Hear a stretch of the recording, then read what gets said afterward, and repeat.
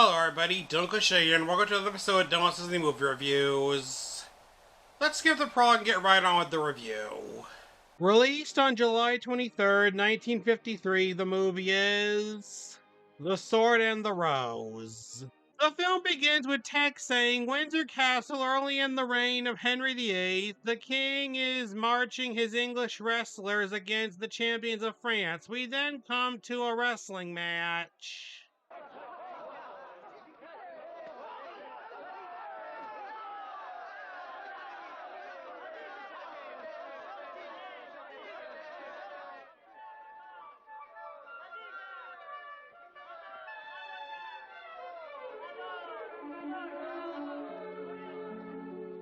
How go the honors, Henry? Rack upon ruin. The way these tricky Frenchmen overmatch us, they must have sold their souls to the devil. And that one's the very devil himself. Oh, brother, so you've changed your tune. Yesterday you'd sell your sister to the French. Only to get you a royal husband. And don't brother and sister me at a time like this. King Henry, played by the late James Robertson, Justice, then meets a newcomer named Charles Brandon, played by the late Richard Todd, who Mary Tudor, played by the late Glynis Jones, falls in love with, and Henry wonders if he can wrestle. That I know not.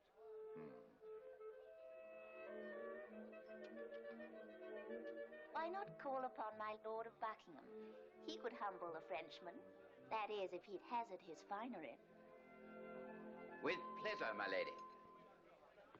So Mary Tudor, the Duke of Buckingham, played by the late Michael Gow, tries a fall.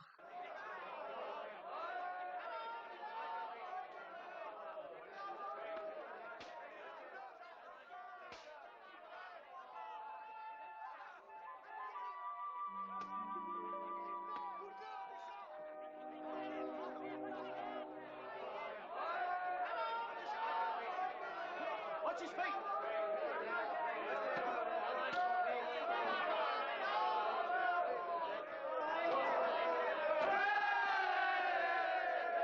Bravo, Buckingham. Bully boy, Ned. The Duke then wrestles against Charles Brandon, and Brandon wins. After that, Mary says that Brandon would make a good captain of the guard. No doubt you would, but were I to make him such, you'd drive him from the court. Why so?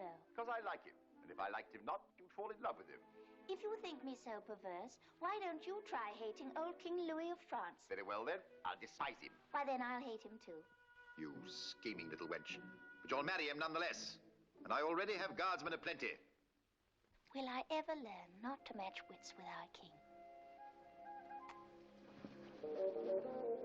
Later, as captain of the guard, Brandon tells another lady to inform Mary that the Queen wants to see her in the estate chamber.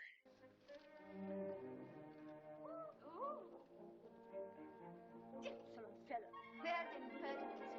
Where great God. He should be put in the stock. I have never seen the like. Nor have I. He acted like a man. Oh. Was that fellow being troublesome? No, my lord, he did but bring a message from the Queen. What does that Spanish woman want of you? I do not know, but as I'm compelled to do her bidding, the game goes to you by default. I'd not win that way. There's only one game I would win from you. Oh, pray you, sir, no more wooing. You waste your eloquence. Mary then goes to see Queen Catherine, played by the late Rosalie Crutchley. When the Princess Mary addresses me in public, could she not find a term of greater deference? I paid your highness the compliment of calling you my brother's wife. I shall not presume upon the intimacy again. Thank you. And did your grace command me here to tell me this? I am concerned about your May Day ball. Oh? It has come to my attention that Sir Anthony Denny, Sir Thomas Lovell, Griffith, and others have as yet received no invitation. True, your highness. And why not? I have not as yet made out the list. But now that the royal favorites have been singled out, I will give their names my careful consideration. May it please the Queen's grace. Mary then asks Sir Edwin, played by the late Peter Copley, to make a list of invitations to the ball. The usual selection. A new face or two might make a pleasing diversion. A real break with tradition, milady. Say a captain of the guard, to add a martial flavor. I doubt if the rowdy fellow knows how to dance. I'll wager 10 crowns he can. Strike on it. Supposing we settle it tonight, if you brought him privately, we could try out his step in my drawing room. Excellent, milady. In matters of this kind, it's always best to observe the fellow at close range.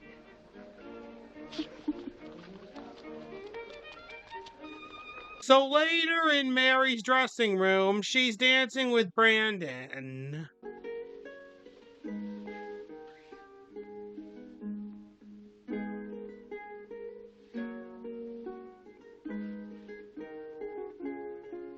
I'm the richer by 10 crowns.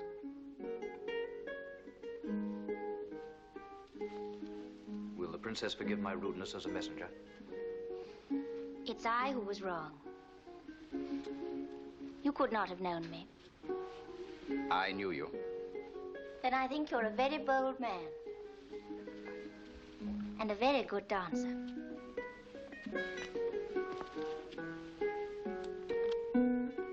Milady spoke too soon. I've half forgotten the step.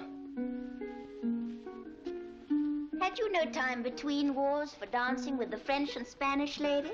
Upon occasion, but hardly La Galliarda. What did they dance? Why, nothing but La Volta. Oh, then I must learn it. Then Lady Margaret, played by the late Jane Barrett, dances with Brandon. Sir Edwin, do you think me a prude? Nay, indeed. Oh, it's just like flying.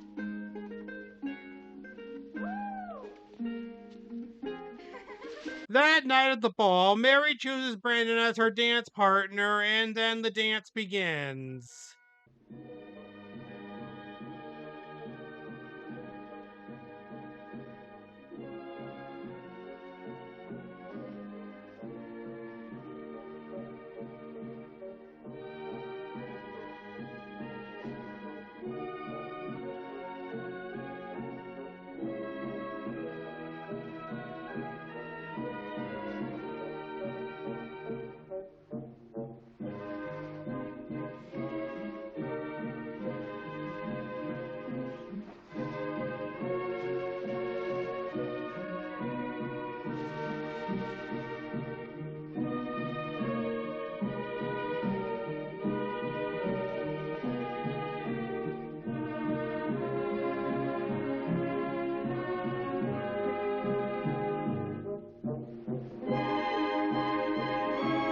Then, when Brandon starts lifting Mary into the air, Catherine orders the music to stop.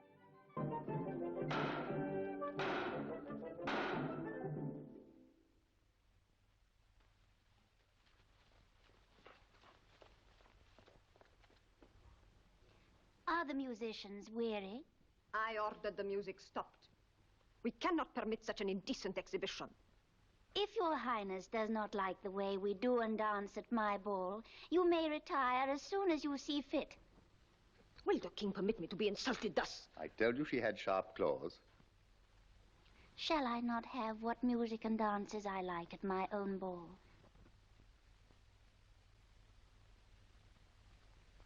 That you shall, sister mine. The music then resumes and the dancing continues. The next day, Mary asks Brandon if he has ever gathered a nosegay for a lady, which he hasn't. And it's time you did. 'Tis my royal command.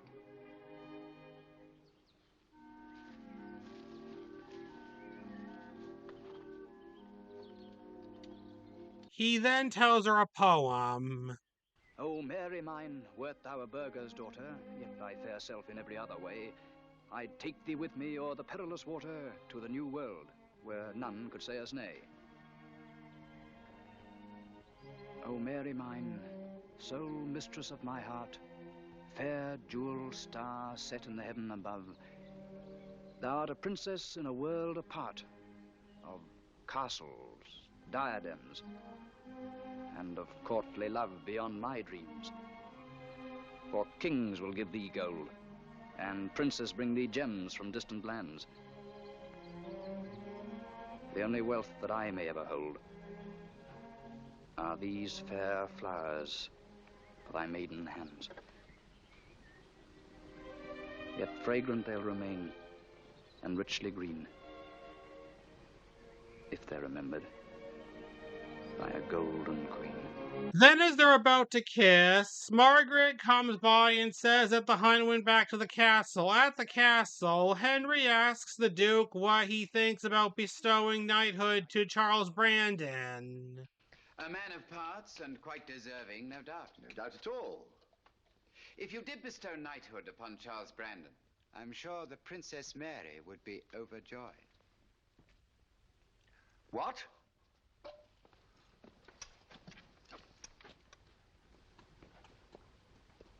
Fiddle faddle.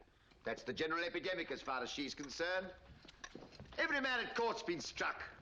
But has the Lady Mary herself ever been smitten before? No, by Lucifer she hasn't. Sir John then comes in and says that French ambassadors beg audience with Henry. Then the de Longueville tells Henry that Louis XII will signalize the alliance and guarantee peace on England and France if he can marry his sister Mary. And how much English gold does he want to sweeten the bargain? My most gracious master wishes it understood that the matter of dowry is of secondary importance. The person of the princess, seen by him only on this painted medallion, bespeaks a maiden of so mild and gentle a nature that our king already anticipates her love match. Then you'll forego the dowry. Not quite, Your Grace. The sum of £500,000 crowns has been proposed. $500,000?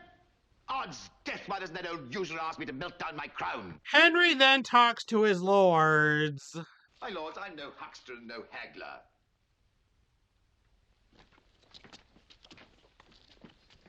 Let's offer old Goatface half of what he asks and see if he'll accept it. I bargained with Louis for days, sire. 400,000 is the very least they will consider. Even so, they wish the world to believe the sum a $500,000. Let the world think the sum a billion, so be it we save a fifth of the gold. I propose we raise the full 500,000 crowns. What? Give them their 400,000 and put the odd 100,000 in your own private coffers, my king. Well hit, my Lord Chancellor. What say you, Ned? Our English citizens might prefer to see their princess wedded to an English lord. Whose sister is she? Theirs or mine? By my faith, Ned, I'm all amazement. Would you deny me a paltry 100,000 crowns? Nay, not so, sir. Then you shall raise the money. After that, the ambassadors want to see Mary, so Henry sends Sir John to get her. Yes?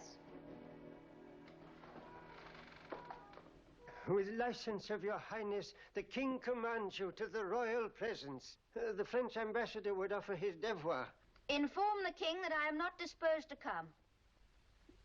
I will convey your apologies to his grace and... No apologies, just say that I will not come.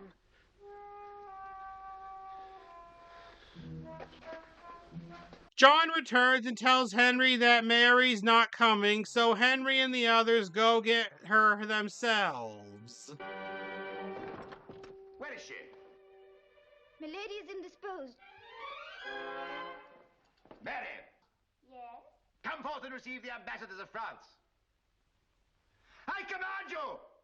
You hear? Yes, brother dear. Are you coming? No, brother dear.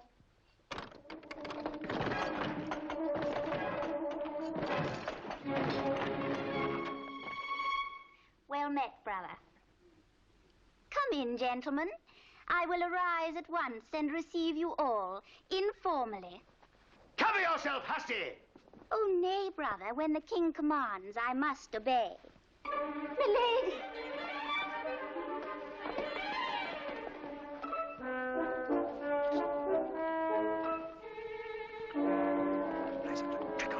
After they leave, Mary gets dressed and finds out that Charles Brandon resigned to go to the New World. Without a word of goodbye.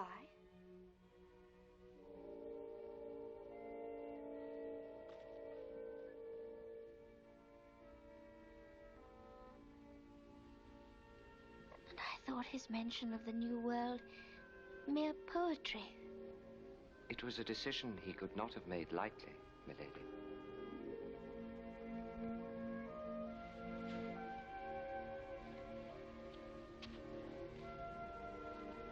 Henry and the ambassadors catch up to Mary. She says she won't marry Louis and goes to her room. By the soul of my father and holy church, you'll marry Louis of France within a fortnight, or I'll have you whipped to death on Smithfield Pillory. You horse!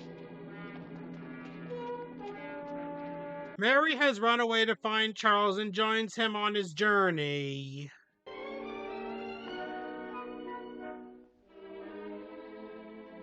would hazard this for me.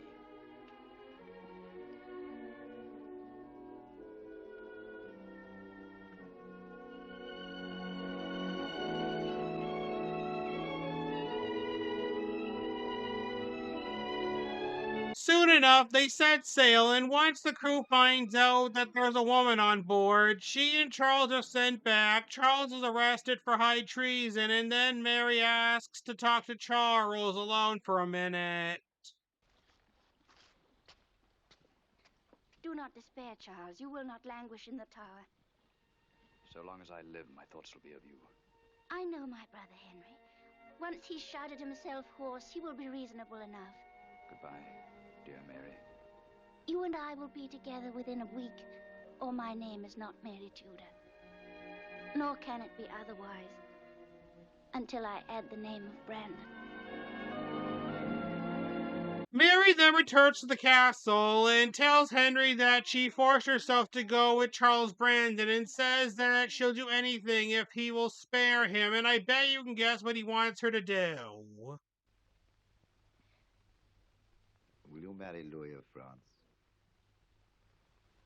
Yes. Even that. However, Cardinal Wolsey, played by the late D.A. Clark Smith, who is uncredited, reminds Henry about their relations with France, and then the Duke says this. 'Tis said that when the Lady April mates with December, she is looking forward to a warm July. So, my lord, with the Princess Mary. Louis is old. 'Twill be a world's wonder if he lasts a 12-month. Now, might not the lady behave more dutifully in France if the choice of a second husband could be her own? So Henry allows Mary to marry anybody she wants to after Louis dies, but won't free Charles until she proves that she can be a queen. But one more trick. Even an interchange of letters between you and that fellow. Inform the French ambassador the marriage can go forward.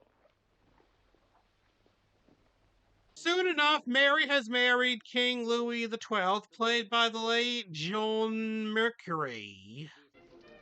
You are quiet, Mary, and you neither eat nor drink. This kingdom of France quite overwhelms me. So it must, my love. But soon I will take you away from all these staring faces. We will be alone together. Not so, Majesty. Our guests have come to honor us. If I seem to mope, do not indulge me, but rather show me my duty. Show them your duty. Me, your love. Mary then has Louis drink a bunch of glasses of wine, which worsens his health, and he falls down.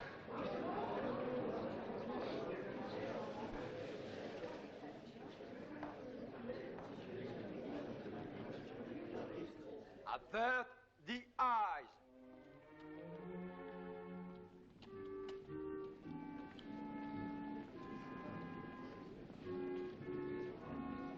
I fear, Your Highness, that under the circumstances, I must be in personal attendance upon His Majesty throughout the entire night.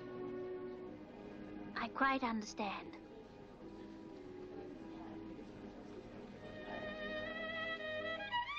The Duke arrives at the Tower of London and talks to Charles Brandon about Mary marrying Louis. You find that hard to believe? I do. What boundless simplicity. Are you dolt enough to imagine that because a princess had a last fling with you, that she'd marry a commoner? Oh, she wept, I'll admit.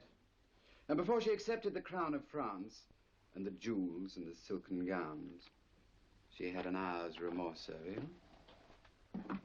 In fact, she wrung a promise from me, since she could not move the king on your behalf. It was her wish, no doubt to still her conscience, that you be allowed to pursue your interrupted journey to the New World.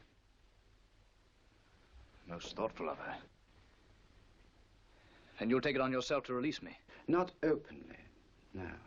I dare not risk the king's displeasure, however much I may desire to oblige the exalted Queen of France. But an escape might be arranged. So that night, Charles escapes into a rowboat. However, 2 guards are in the boat, and they push Charles out of it. The next day, Louis and Mary go riding on horses. I love these early hours in the park. And the late ones in the ballroom, dancing the night away. The hours fleet so swiftly when I'm dancing with my king. I like this gay life too. I have never felt younger. But when will we be alone together? We're alone together now. Well, yes. But always in sight of others. Others? I can see no others when I'm with my king.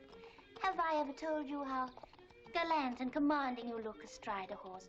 How dashing. Louis then becomes awfully ill, and that night Mary sends Margaret to the Tower of London to find the Duke. So she goes there and asks the Duke to free Brandon from the tower. However, he tells her that Charles was killed by 2 guards while trying to escape.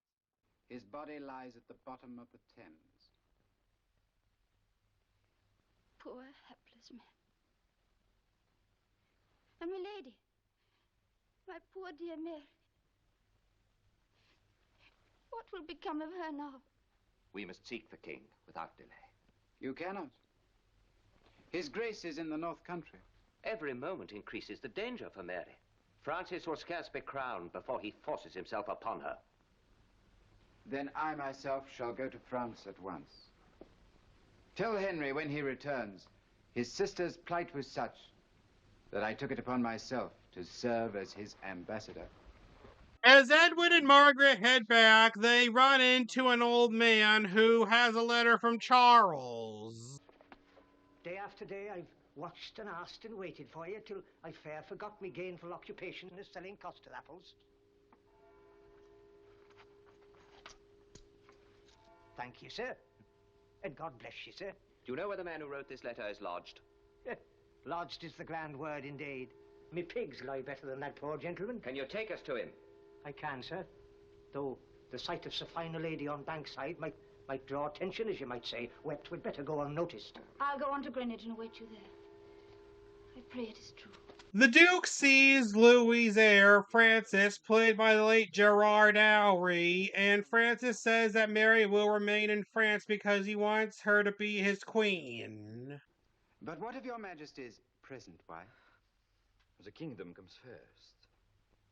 Indeed, my mind is so set upon an alliance with England that I must harrow my heart and set aside my dear wife, Claude.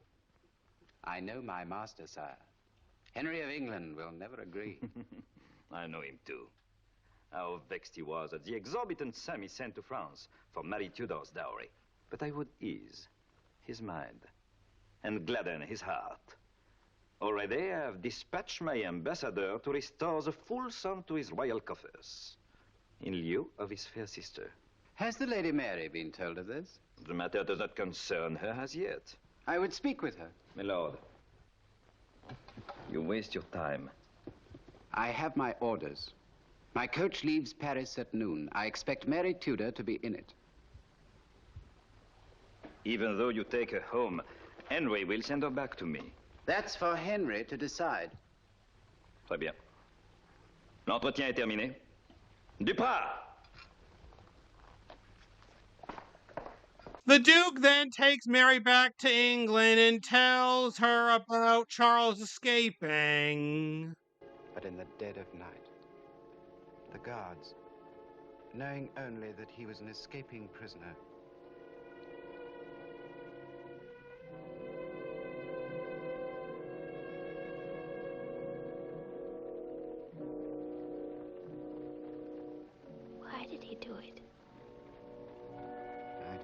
was a most adventurous man. So restless a spirit could never be imprisoned. They then arrive at the little church of Windmill, go inside and have some breakfast. Life should seem better on a fine morning like this. And you've a long life ahead of you, Mary. Are you strong enough to face another dilemma, almost as intolerable as the first? I'll face it better in England. You may not remain in England unless we solve it now. It wasn't easy to free you from King Francis. He let you go only because he's certain to have you back. Never. He's already sent to Henry the full amount of the dowry you brought Louis. With it, he hopes to buy you for himself. Henry will refuse it. 400,000 crowns. And all for his private coffers. He promised me my choice of a second husband. You heard him. It was you who proposed it. The Duke tries to get Mary to marry him, but luckily Charles arrives, locks the Duke in a closet, and he and Mary get away. However, the Duke's freed by some guards, and they chase after them.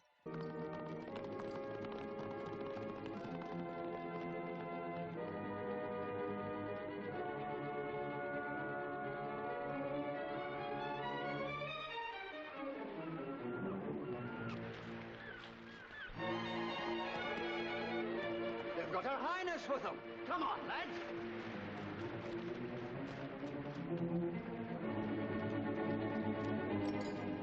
Hold them off until I get Mary aboard the lugger.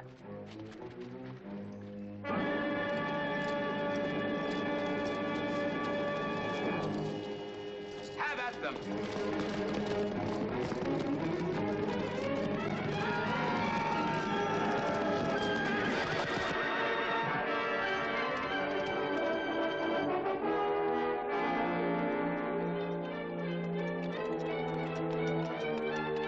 During a sword fight, Charles wins, and then he and Mary return to England where they're married. How dare you marry into the royal house without our consent? It was with your consent, my king. I had your plighted word given before our eminent cardinal that I might choose a second time as my heart led me. Only forgive my widow's sensibility that shunned the royal pomp and public show attendant on a second wedding and chose instead a simple service at a quiet church in Dover. You modest Violet. You shrinking, blushful daisy. Mary then tells the ambassadors to take the gold away. However, Charles tells her that the gold was given to Henry. Forgive her, too, for her unseemly words against the generous King of France, who, out of his largesse, has sent your royal person this pledge of his affection.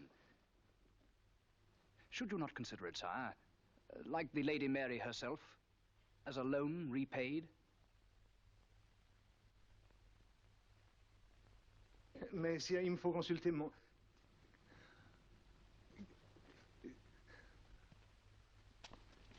Hands off! Rather than be thought churlish or ungentle, we will accept the gold.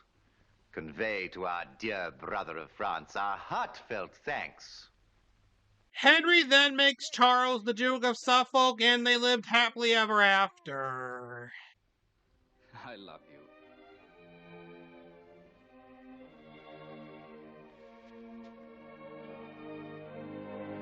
And that was The Sword and the Rose. What are my thoughts on it? It's okay. In the end, I give this film 3 stars out of 5. Well, that's it for The Sword and the Rose.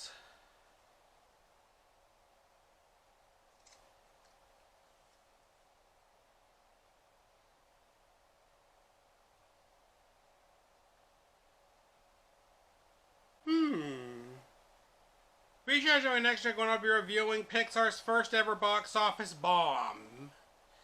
And if you enjoyed this video, then please tell your friends about me, leave some questions in the comments below, subscribe, and hit that like button.